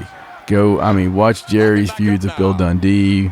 Watch Jerry with Austin Idol. I mean, my God. Some of the best shit you'll ever see. Randy Savage. It's Jerry Lawler, man. It's your pure entertainment. The one-liners are unbelievable. He put his own book of one-liners at one time. He also has a couple albums out. Bad News. Go look up that video. That's a greght song. Thank you, the King, for influencing the one-liners in this house. Yeah. Yep. I have borrowed quite a few that I'm sure he borrowed himself. So. Yes. Well, that's how you do it. Yeah. Well, he did. I grew up listening to Jerry Lawler, Jim Cornette, these people. That was how I learned. Yeah, how to get an insult in, and they're out of there really quick. Yeah, without anyone really knowing what you said. Like, they just think you're being funny. Mark Merrow was doomed. He was a real athlete. He was a amateur boxer, Golden Glove champ, but he had been Johnny B. Bad. And you can't unbe Johnny B. Bad. No, you can't. You know what I'm saying? I didn't really recognize him without all the sparkles. Well, I can't do anything but recognize him. Like, you can have Wild Man there all you want, but he's still Johnny B. Bad. Oh, goodness. Speaking of gimmicks, by the way. Yes. I read this really interesting thing about the big 1-4 show this year, 1997, in Japan. In this year, it was called Wrestling World in Tokyo Dome. It was not yet Wrestle Kingdom. Right. However, there was a little match on that show between Super Liger and Koji Kanemoto that never aired on television. Oh, yes. And this was someone dressed in completely silver Liger gear, meant to be Liger's big feud for the year. However, the company deemed it dumb, I guess, and it never happened. Do you know who that was playing Super Liger? Dude, I know who it is, but do tell us, who is Super Liger? It was Chris Jericho. Oh my God. Chris Jericho did a one-night stint as Super Liger in a silver Liger In the suit. Silver Dome, USA. In a silver Liger Oh, suit yeah. in the Tokyo Dome. You don't usually hear Chris put that one over, do you? No, I don't think I've ever heard him talk about it. He's had, I wonder how many January 4th matches he's had then. That's kind of crazy. Oh, goodness. Super That's Liger. something to look up. I wonder if that action figure was ever made. I doubt it, considering they never even put the match on television. Oh, look at this. Oh, Nice. yeah, man. He's got a pep in his step here. Oh, there's no one to tag. What are you doing, Triple H? Invisible Man could have tagged him. Get over there. Yep, He's too busy. it's his nose. Somebody said something about his nose. It pissed him off. He was Don't they always? he was still sensitive then, so. Oh, poor guy. Oh, look here. Next Monday, we're going to be at Beaumont, Texas. For tickets, call 800. Phone number no longer active. After the Royal Rumble. I love the fact they left the 800 on there. Oh, you could catch it Oh, there. you could, yeah. For like a brief moment. Wow. We should go back and pause that. It'd be like trying Call to it live on the air. trying to catch some woo lips. And Mark Merrow, it's a hot tag, folks. You don't want none. See, when Lawler, on the other end of that, when Lawler has too much, he has a hot tag or a big comeback, that strap comes down. Yeah. That's when you know business is picking up. Oh, I love this. Oh, it should have Oh. tagged. That should have been like a blind tag there. Pun intended. He was Yeah. close enough. Now Triple H is kind of weirdly getting in. Jerry's like, what the fuck, dude? What's going on? Watch out for that guy. He's a wild man. Owe you money? He probably does owe you money. That's how heels operate. We can't even be in tag teams. Jerry, let's see. What is it, Vinny? Now this kid, that one kid looks like he got a shit now. Maybe that's the problem. He's chained to Vince McMahon. He can't go in. Speaking of shit, there's what we call a shit can in the business. Threw him out. And listen, the Spanish announce table, for those that don't know, it didn't have a very good, long-standing life in WWE. He was doomed. And they don't have a lot of space to work with out there. Oh, goodness. Well, that's where he hides that imaginary gimmick. He also puts change down there sometime. Oh, commercial break. Luckily, we don't have that. Yes. So. And we're back. Let's see here. Let's see where we're at here with Benny. Hunter Hearst Helmsley. Now, how would he rank in terms of you? I mean, you, of course, claim to be the greatest Intercontinental Champion of all time. Although, remember now, we're going to be joined by Bret Hitman Hart a little bit later on. Oh! How would you rank Helmsley, Bret Hart, and yourself? Of course, I'd rank myself at the top. Then I'd put Helmsley in there, and probably then Bret the Hitman Hart. Wow. Wow, not just head scissors, but the rarely seen scream for your life head scissors. Man, that really popped the crowd. That one The guy. screaming head scissors. One guy. Ah! Yeah. Almost dropped him on his head. That could be devastating. Yeah, that was great. Now, Sable, this is before they introduced her boobs to the TV. Coming up pretty soon, she turns on Mero. Maybe. We'll see what happens. Maybe.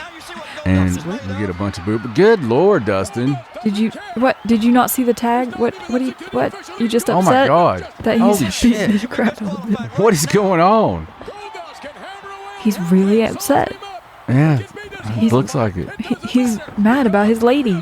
He's mad about you, mad about you, lost in your eyes. He's just gonna mess his face up before he can woo his woman. Yeah, well, it does make sense he'd be angry like that. Yeah. Oh, he still does that. What about it, pretty boy? Shove your nose back in your face. Boy, that could kill somebody.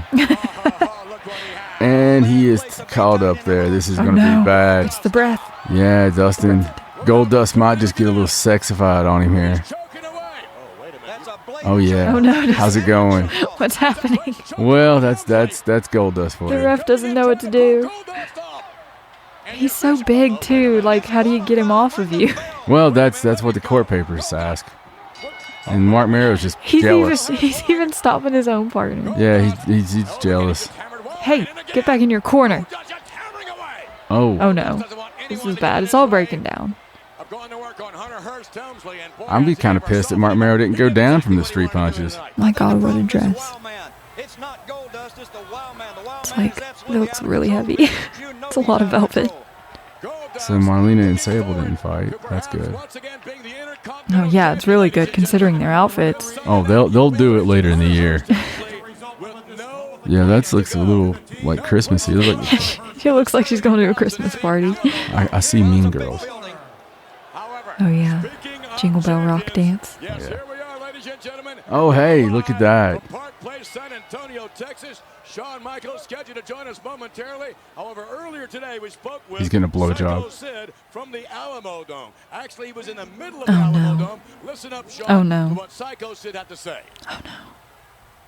See, over 100 years ago, They learned. German philosopher, Pre-tape. he said, in the act of fighting monsters, He said a German philosopher. He couldn't remember the name. procedure be I bet they sure to tried getting him to say it like monsters. 50 times. But in the Alamo Dome, I will have to be the monster to take what is mine, to walk out the World Wrestling Federation champion.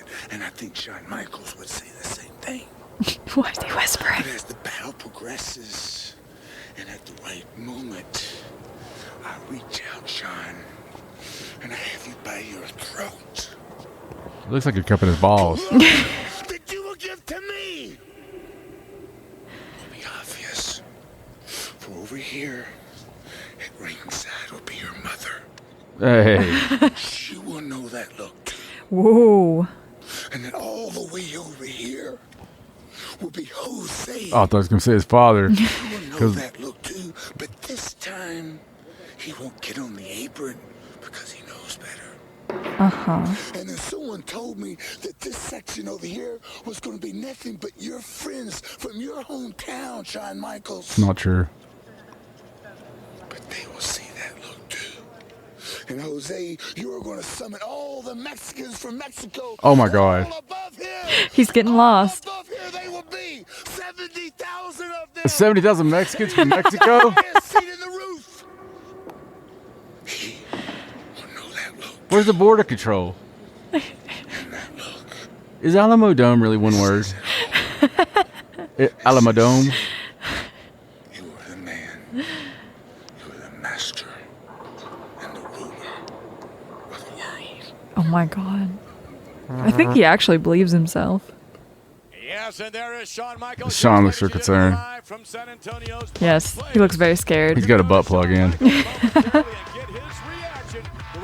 Oh, yeah. Wow. It's going to be good stuff, buddy. Oh, we got to listen to this. Now? Oh, yeah. Let's take you back, Sean, and remind you of some of the events that led up to this matchup this Sunday night. Madison Square Garden Survivor Series. Everyone shut up. Oh, man, he ended up saving himself, then he took a big bump on the face.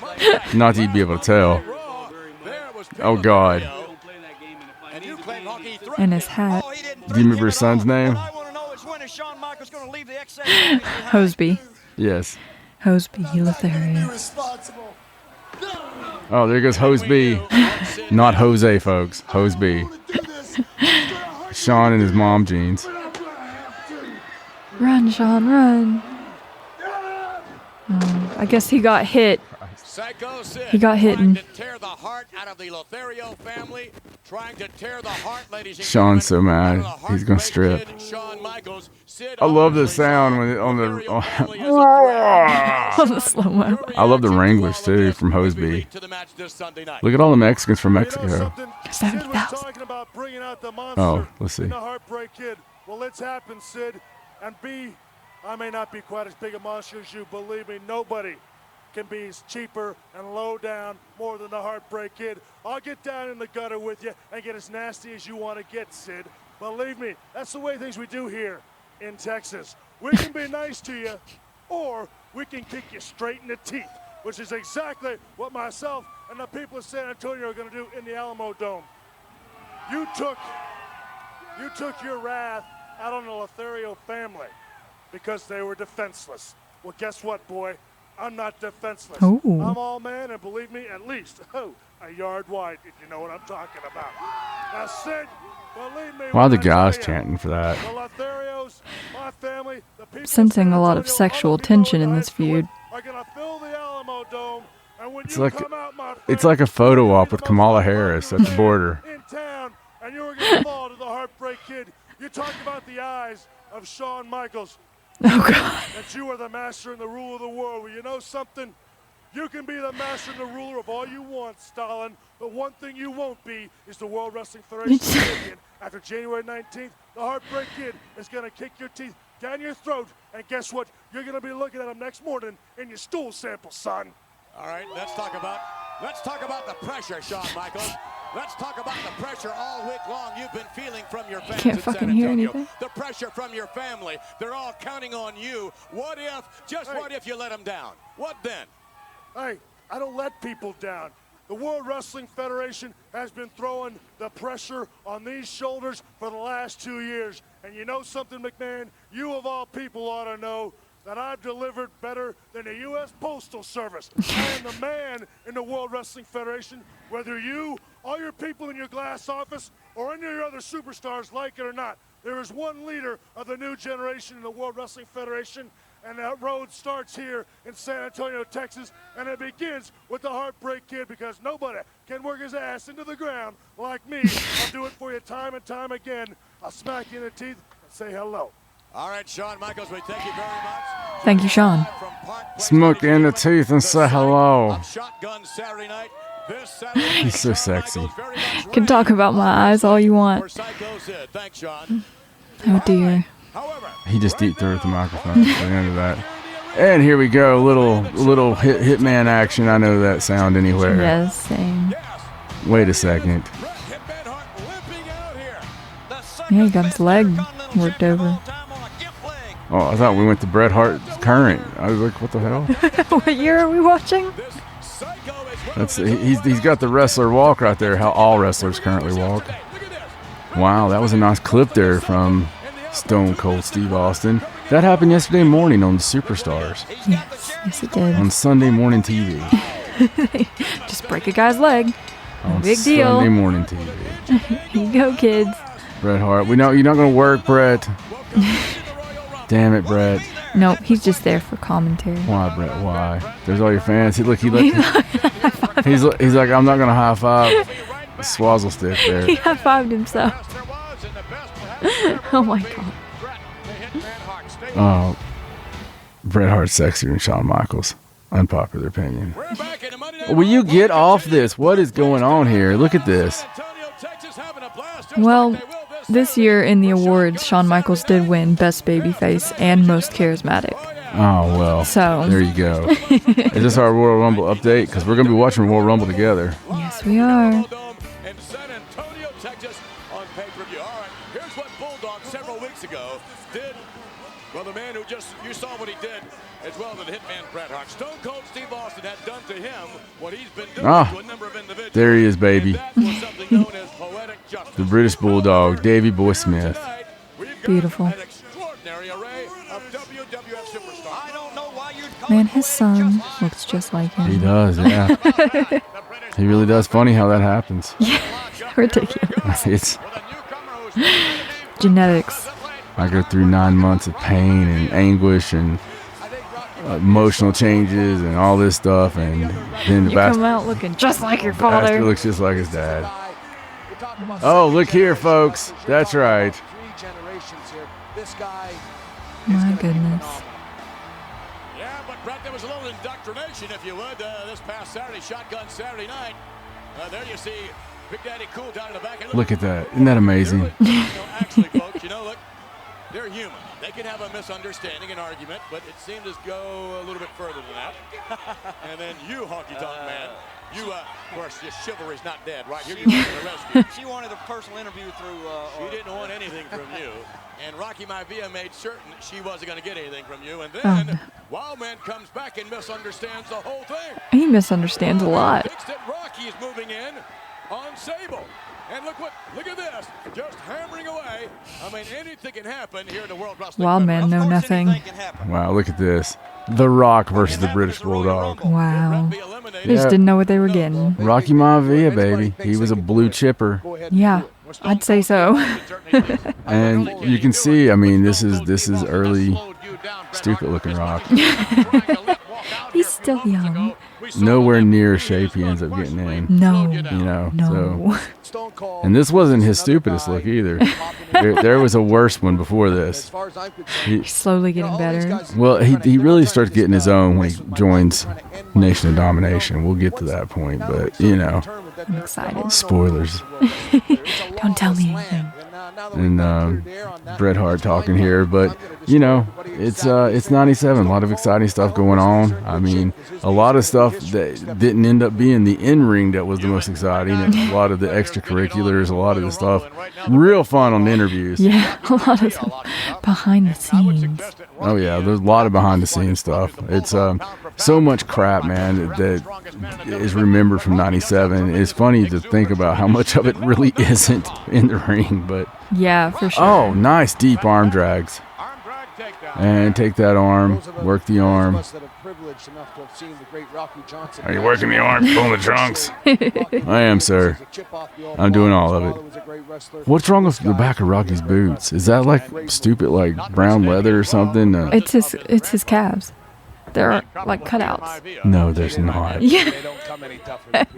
No, there's not. Those are his calf muscles. Oh, shut your mouth. Does he have like? Are you kidding me? I'm not kidding. Those are very strange. Very strangely made boots. I've never seen boots like that before. Yeah, no, that is weird. Goodness gracious. I've seen some weird boots too. And this takes the cake. Okay, headlock here, folks, 97. And he's going to shoot off, tackle, stare down. Whoop, no. Leapfrog, hip toss, drop kick. Nice. Little babyface shine. There you go. So, this issue of the Wrestling Observer, January 13th, was the Wrestling Observer Readership Awards issue. Oh, yeah? From 96 going into 97. There were 791 voters. Really? Yeah. Good amount. That's a good Woody number. What kind of winners did we have? Well, I thought it would be interesting to go over a few of the top ones just right. to see where we're at heading into this year. Yeah, absolutely. What the landscape looks like. So, Wrestler of the Year for 1996, Let's see, Shawn Michaels. Kenta Kobashi. Oh, okay. All right. And then we had Most Outstanding Wrestler, which was Rey Mysterio Jr. I could get behind that. Ray had some amazing matches. Yes, and like I said, best babyface was Shawn Michaels. Yes. Do you know who the best heel was? I do not. Steve Austin. Oh, that's again, can't argue that. It's good stuff. We also had Feud of the Year as WCW versus NWO. Well, yeah. I mean, that was A big deal. a huge deal. Oh, what we got here? Oh yeah, a little nugget action. Let's see what's happening here. I just hope he doesn't mess with me. Things are just, things have been rather harmonious over the Christmas break. Things are better at home. If Owen just leaves me alone, I'll leave him alone. All right, but on the outside, the British Bulldog. A little bit of. All right, wait a minute, please. Why don't you mind your own business and just... It's my brother-in-law, too. A little sibling rivalry. Well, yeah, it's her brother-in-law right there.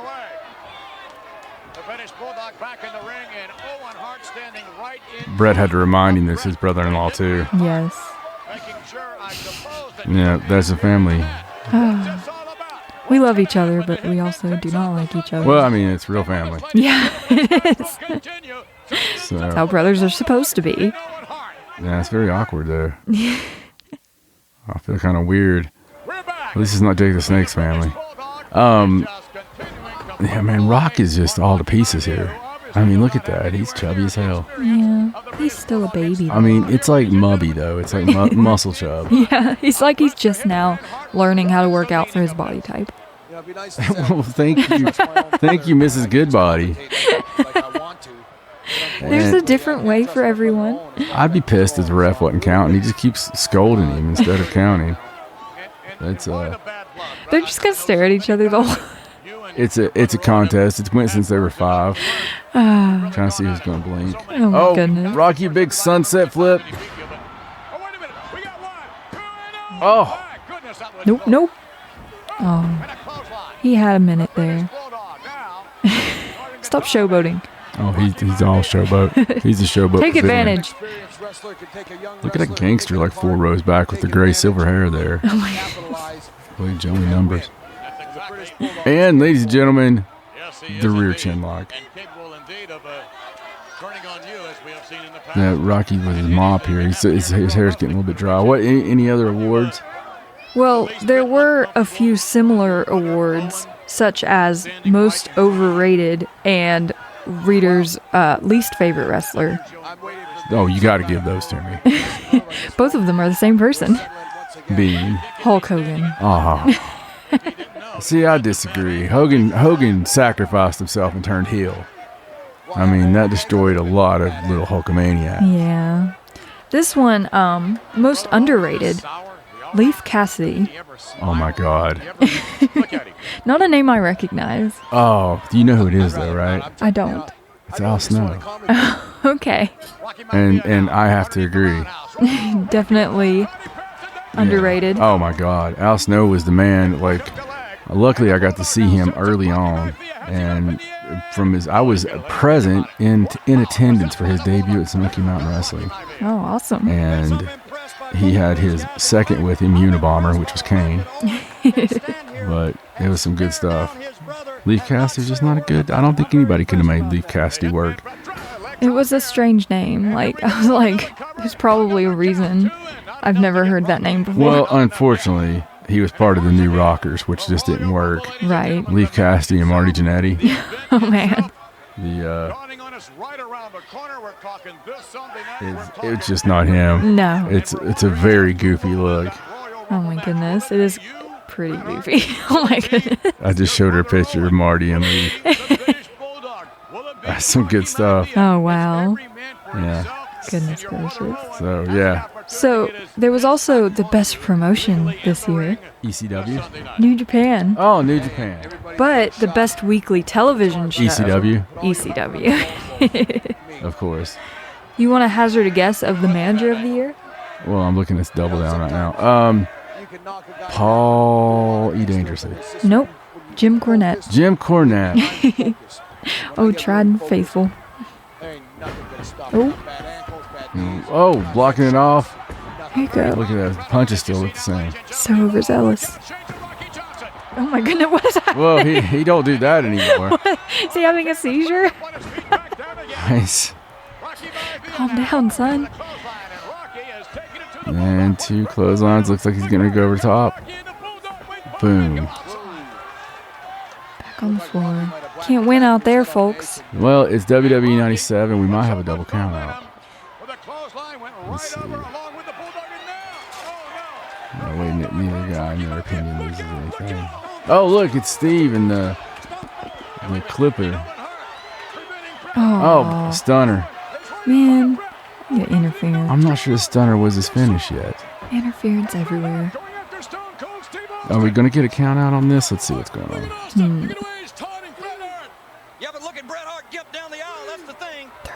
You have to wonder what kind of condition Bret Hart is going to be in at the Royal Rumble. He's like taunting them back there. Who knows what's going to happen? Meanwhile, the official counting both. Well, it seems like it. And the British Bulldog. Oh, Rocky back in it. Rocky makes it. Rocky wins. By count out. It's a valid way to win. Yes, it sure is. When your opponent has just been stunnered. What is something you've never seen in New Japan? Yeah. And when you do see it, it's usually Yano, like, leaving someone on a barricade. Burger. Wow. Look at the clip. Ding. He should have just kept doing that. Should have been his finisher. Oh, goodness. 15-yarder. Bret Hart. Limping his way back there. He looks like a gambler. Nice lighting. It was a good job with the lighting in 97.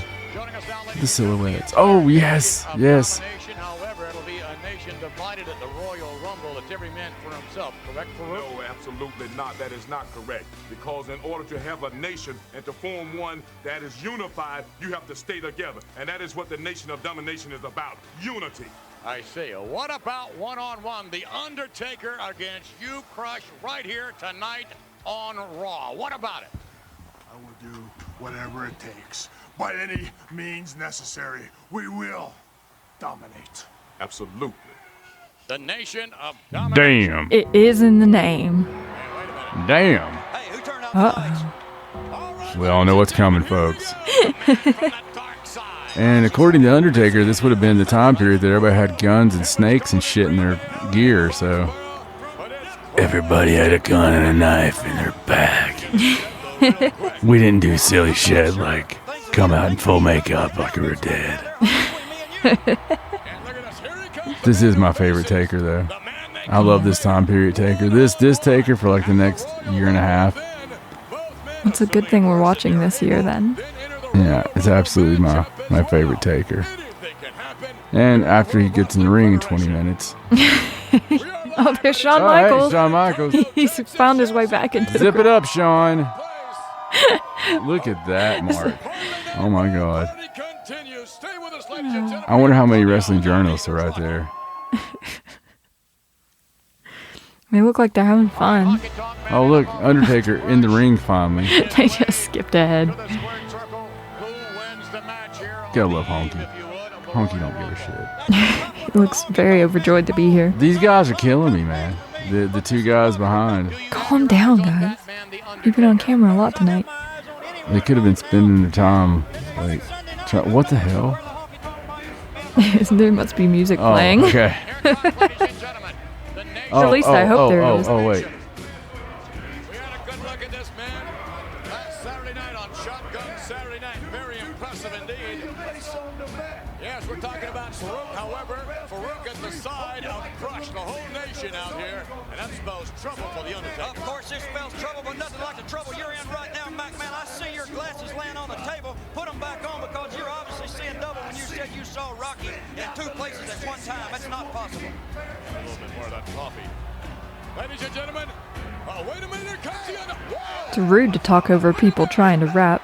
Yeah, well, Nation of Domination ends up getting a little bit more person of colored coming up because it's I don't remember how long it takes them to clean it up, but the Nation of Domination becomes a hell of a force. Oh.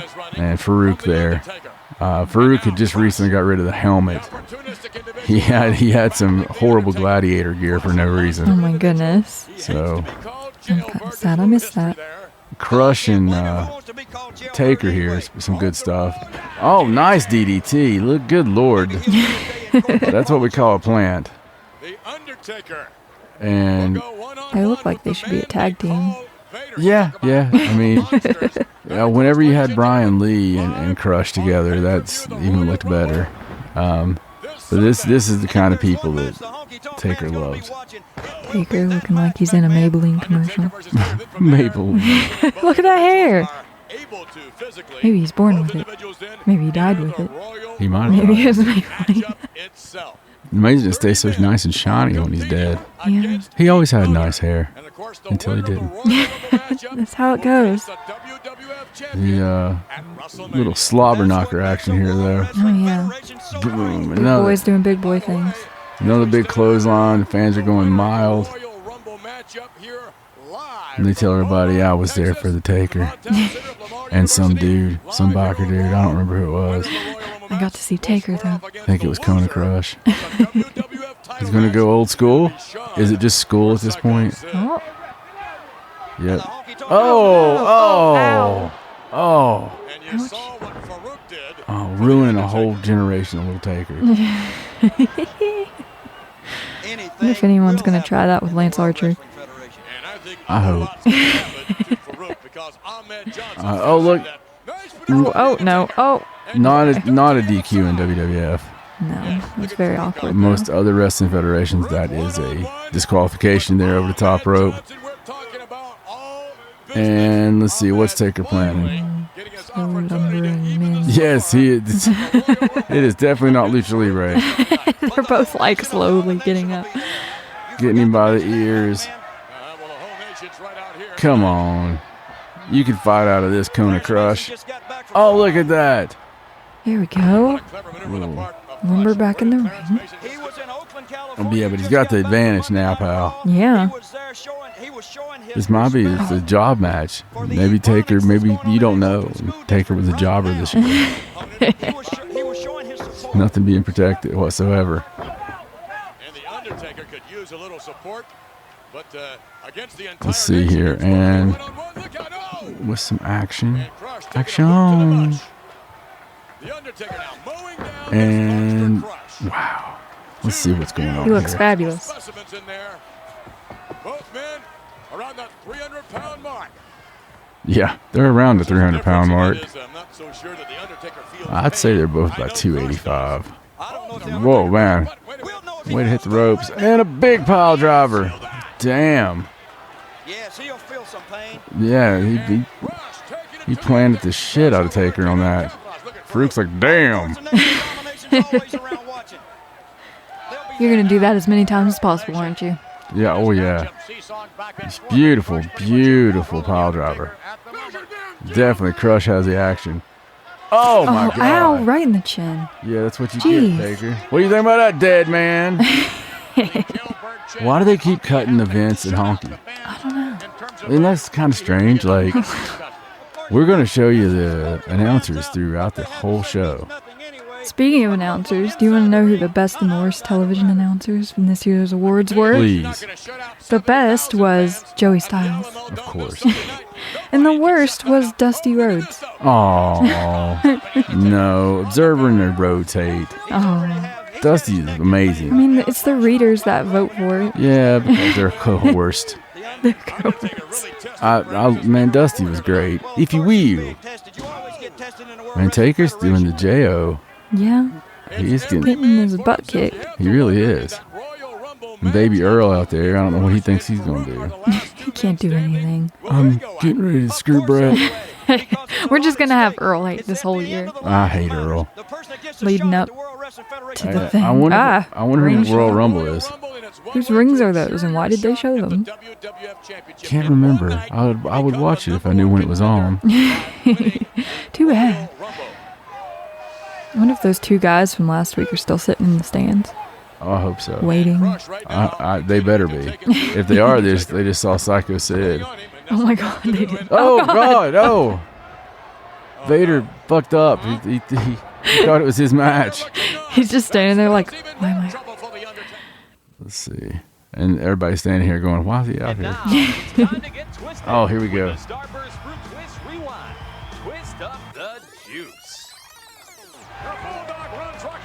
Have we not seen this 7 times? When they said rewind, I thought it was going to be from a different night. Yeah, not something we just saw multiple views of. We literally saw it like 10 minutes ago. Oh my God. Live. Thanks, Starburst. So disappointing. Although your commercials are still tasty looking. I'm sure the Starburst fruit twists were delicious. Oh, you know they were. As delicious as that gut punch there. Oh, he doesn't care though. Taker slowly. Is it just a hope spot? It was. Oh, he's crushing him. Oh no. He can crush him like a melon. He's like, can I crush him if he's already dead? He's gonna kill Taker. Oh wait. Earl's like, I think I might just ring the bell. I'm kind of bored. I think I'll just end the match. I think he kicked him in the ding ding. In the dong. Oh look, if you want to go to Shotgun Saturday Night, you can go to Denim and Diamond. Wow, that doesn't sound like a gay bar. No. Oh, it sounds like a fun time, buddy. It's like a fun time. I'm sorry, they're gonna be in Texas. I can't help it. Well, if it's not steers. And boom, another clothesline. We haven't seen any of those in this match. What other moves are they gonna do? Oh, they can do a boot to the face. They can do a choke. Choke slam. They can do punching and kicking. And rear chin locks. And can the fans get behind him here? Let's see if the fans are. Oh, the Royal Rumble.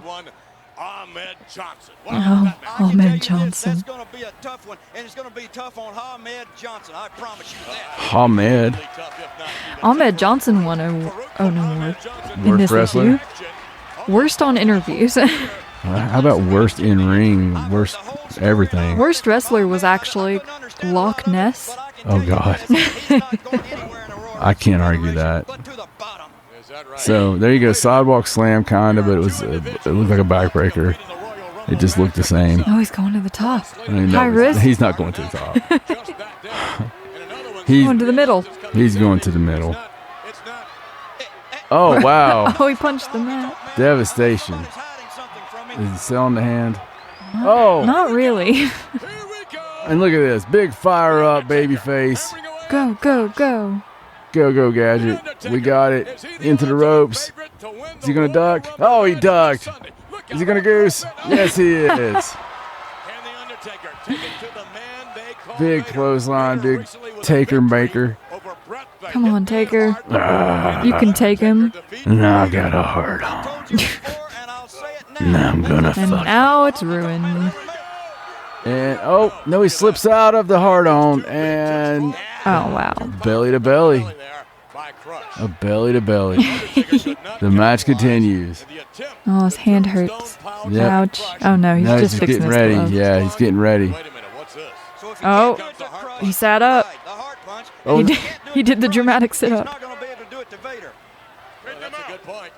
and What's happening? heart punch. Oh, no. No heart punch tonight. Oh, he's screwed now, fella. Yep, you're in there. Is it going to be? Oh, look at that height. Oh, my Holy God. Shit. What a choke slam. Wow, that was Amazing. Straight into the ground. Oh, here comes Vader. Is he coming to help? Oh. No, he's not. Everyone's against Taker. Does he have any friends? He can't fight them all. He's not going to be able to. Oh, no. Give it to him, Vader. No. Look at Vader. Capitalize. No friends? Nobody's gonna help Taker? Vader softening up the Undertaker. The nation making darn well sure that the Undertaker Darn well. Darn well. at the Royal Rumble match itself.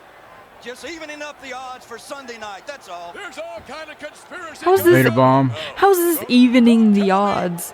It's going to be a Vader bomb. Coming up. Oh no. Vader now on the rope and Why did they make the sound effect? of Vader down into the chest of the Undertaker. He's going up again. Oh my Yes, gosh. he is. Come on. The officials unable to control the nation of domination over that matter. Oh! Vader doing it again to the Undertaker. And the Undertaker's not even Rest moving. in peace. Oh, someone's coming. Here he comes. Oh, no. Hey, he's got a 2 before, Mark, man. He's got a 2 before. Oh god. Oh no, Ahmed Johnson trying to clean out for that 2x4. Oh look, they're ganging up on him. Oh no, just jammed him in the kidney. with Right a in the 2x4. kidney. It's good to know incessant bell ringing was still a thing back Oh, here. yeah. Oh, Wow, I think I heard the fart come out that time. Is dominating the Undertaker. no, stop. Ah, Ahmed Johnson. quit it. That's a 2x4. Wow. Oh, well. That's all she wrote, folks. There you go. That was some good stuff. 1997, folks. And trust me, it's heating up. Yes. It is heating up. But we got a lot of fun shit coming up this year. I mean, like, I am excited. there is seriously a lot of fun, including 2 hours of Raw. Yes. But when it goes 2 hours, it goes 2 hours for a meaning. And so much happening with Shawn Michaels, Bret Hart. Shit, Jesus. I mean, it's just so much good stuff. I hope you guys like what you hear. I hope you enjoyed playing along with us. And our decide, next episode yeah, is going to be the Royal Rumble. absolutely. We go into Royal Rumble, and then we go to the Raw after Rumble. Make sure you sign up. And that starts for the road to WrestleMania. So have a lot of fun stuff ahead, and, you know, bonus episodes, maybe some things going on that we might need to talk about. Maybe ECW does an invasion. We have to do that. Who knows what's going to happen? You never know. All I know is that for the lovely Raja, my name's John. So long from Blind Tag Wrestling Podcast. You'll never see it coming.